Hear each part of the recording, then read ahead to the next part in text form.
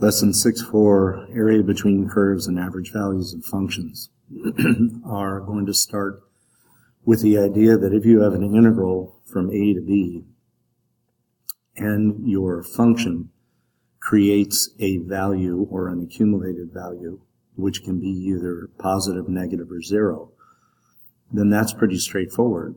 But if you're asked to find an actual area, then that area really cannot be negative. And what we're worried about here or concerned about is if you have two different curves and you were asked to find the integral, a definite integral from a to b of an f of x curve, which we'll show as a top curve, and g of x curve, which we show as a bottom curve. Now, in order to do that, we have to recognize that this total subtraction right here of f of x minus g of x is going to be the height of a theoretical rectangle. So between the two curves, we can draw a representative rectangle, which you always want to do. And inside that representative rectangle, or at the bottom, you want to show dx as the width, and you want to show the height as f of x minus g of x. To give you a concept grasp of that, it's much like if you said we had a person who was 6 feet tall and we had a person who was 2 feet tall. And if I wanted to know what the gap was between them, then obviously I would say it's from 6 to 2, or top minus bottom. And that would give us the total difference between the two, which in this case would be the height gap. We're looking for the same thing here. We're not looking just for the total f of x height or the total g of x height. We're looking for the height of the rectangle between them. The dx is going to be your width, but you have to remember that both of my functions must be continuous. And from a to b, a is going to be included and b is going to be included in your computations. There are two primary situations that you'll face. One of them is when you have one curve on top of another curve. And an example of it is right down here, where the top curve is x squared plus 2 and the bottom curve is x. In this case, dx is going to be the very small base of a representative rectangle. By the way, you do need to draw that representative rectangle. And then you'll take the top minus the bottom to get the height. Now that's going to work if you have a function in terms of x. So you'll always have a dx over here, and both the top curve and bottom curve are going to be in expressions of x.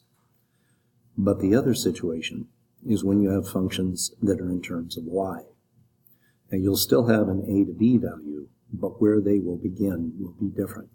The a to b values right here begin perpendicular to the x-axis.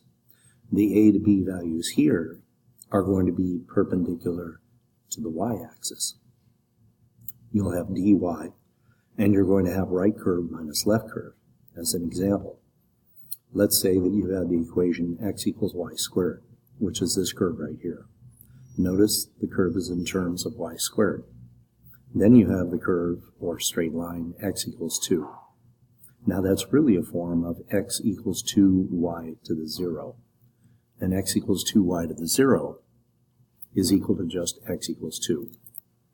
So I have a right curve over here, and I have left curve over here. So I draw my representative rectangle, which in this case is parallel to the x-axis, perpendicular to the y-axis. If I were looking at a function in terms of x, my representative rectangle would be perpendicular to the x-axis. That's where we get the dx from. But here, because I am facing the y-axis, dy is going to be my base, and the length here is going to be the right-hand curve minus the left-hand curve, or 2 minus y squared, dy. So example 1 shows that. And what they show in example 1 is a limit from 0 to 1. Now when we say 0 to 1 on this one, we're talking about this one right here. we're talking about everything in terms of x. We have left limit 0, right limit 1. We have our top curve and our bottom curve. Draw the representative rectangle. dx is the base. Top minus bottom is the height. So we have the top right here, x squared plus 2, x squared plus 2, minus the bottom curve, which is x. Then you put the dx. So it helps to put t minus b to get you started.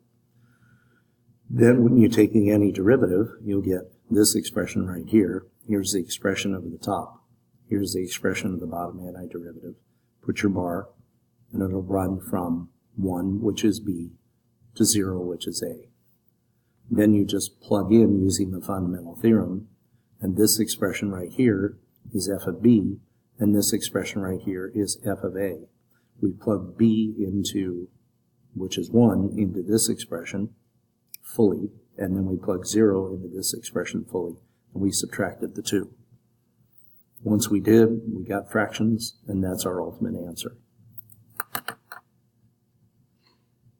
A final note is to recognize that when we did this subtraction, we were doing f of b minus f of a, or the fundamental theorem, part 1. We could have also written it, because it was from 1 to 0, as f of 1 minus f of 0. So we're always using the fundamental theorem. Now the other one you could do would be if you went from right to left. So you have your representative rectangle, dy is the cap or the base, and it's a base that's been turned on its side. And then the height, if you want to call it that, or the length, is going to be right minus left. So we're going to show the right curve, which is x equals 2, and the left curve, which is x equals y squared, and I've created this myself, it's not in the book. Then I would show, first of all, what the limits are. Now, when you figure out the limits of this, you figure out where x equals 2 intersects with x equals y squared. In other words, you set 2 equal to y squared. And when you do that, then you're going to end up with a y value of -4 on the bottom and an upper value of 4. Keep in mind those are y values. So because we have x equals 2 right here, then it's going to be square root of it's going to be y squared, and if that ends up being a 2, then this has to be a positive and -4. So now we know what our a value and our b value is. So we put them in right here, into the interval. And then we write down what the right equation is and the left equation is. And the right equation is 2 minus the left equation, which is y squared, dy. And then we would use the exact same process we did right over here when we used the fundamental theorem. And we would write down f of b minus f of a. And in this case, f of b is already a constant, so I would not change it. But right here, I would change this value to 4. And then I would say 2 minus 4 squared, subtract away 2 minus -4 squared, which is the same as 4 squared, or which is the same as the quantity 4 squared. So when you have those boundaries for your regions, you may have to find where the intersection points are if they happen to wrap on top of each other. Now these two did not, but these two did come together. So I would recommend highlighting here the idea that the intersections provide the limits, and you must show an equation to set up when you're doing intersections. You can't just look at this and say what the intersections are. You'll have to show the work behind it. So example 2 is a really good example, and at first glance it looks a little big, but it's really not too bad. What we have in example 2 is a function of y, and you have to find the region of the area bounded by x equals y squared minus 3, which is this one, and the equation y equals x plus 1. Now notice right away that that is not in terms of y, that's in terms of x. So we need to change this one so it's in terms of y. So all I have to do is isolate x, move the 1 over, and I get x equals y minus 1. So this equation right here, which originally was y equals x plus 1, becomes x equals y minus 1. Now both of my equations are in terms of y, and then I set up my integral. The first thing I do is I have to find where the intercepts are, and to get those intercepts I only have to set equal y squared minus 3, which is this one right here, and set that equal to my other equation, which is y minus 1, right there. Now when I set those two equal, then I can solve for y because I have a quadratic. I can factor, and I can get the values of y, which are 2 and negative 1. So I know at 2, I've got an intersection point. At negative 1, I've got an intersection point. But notice right here, I did not put the x values, and we'll get back to that later. Because really all I need, whenever I'm doing a right minus left, are the y values, because the y-axis will determine my upper and lower limits, which are here and here. And so step 2 is to set up the area, and I know now that I'm sitting in an a value of negative 1 and a b value of 2, so I put negative 1 as the lower limit, 2 as the upper limit.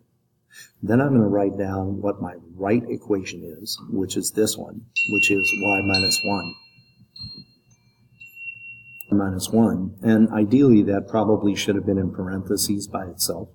And then the left equation is this one, and it's going to be y squared minus 3. dy, don't forget the dy, because it is in terms of y.